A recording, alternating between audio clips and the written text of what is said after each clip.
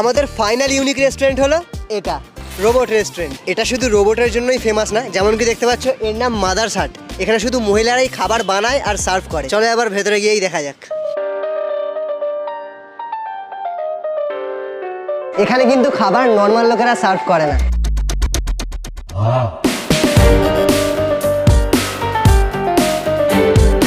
এই রোবটগুলো এতটাই অ্যাডভান্স, এরা নিজের থেকে গিয়ে চার্জও হয়ে যাচ্ছে। তো যেমন কি দেখতে পাচ্ছ আমার পেছনে 4টে রোবট চার্জ হচ্ছে। দেখো, মানুষদেরও খিদে লাগে, রোবটদেরও খিদে লাগে, রোবটদের খাওয়ার সময়।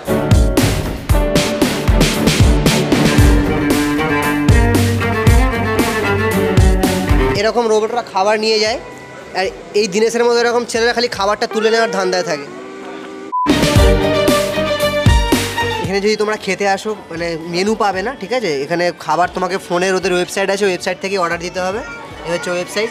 দাম মোটামুটি রিজনেবল দেখলাম, তো দেখা যাক টেস্ট কেমন। তোমাদেরকে একটু এবার এই রোবটের পেছনের স্টোরিটা শোনাই। এই রোবটগুলোর নাম হলো অনন্যা। এই রেস্টুরেন্টটা প্রথম 3জন মহিলাকে দিয়ে শুরু হয়েছিল, তার মধ্যে একজনের নাম ছিল অনন্যা, যার এই রেস্টুরেন্টটা হওয়ার পেছনে অনেক অবদান রয়েছে। তাই এই রোবটগুলোর নাম তার নাম অনুসারে অনন্যা করা হয়েছে। 5 minutes later ভাই রোবট এসে গেছে।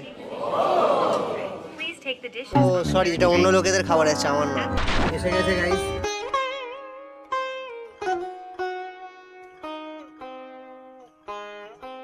আচ্ছা, আমাদের বিলে একটু ডিসকাউন্ট পাওয়া যাবে?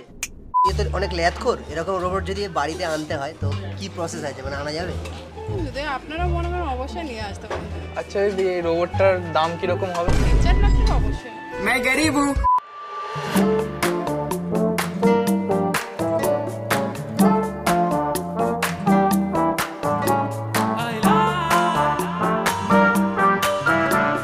সত্যি বলতে এখানের এক্সপিরিয়েন্স আর খাবারের টেস্ট দুটোই আমার মারাত্মক লেগেছে। গাইস, এই হোটেলে আমার বিল এসছে 1775 টাকার। 4 জন খেয়েছি।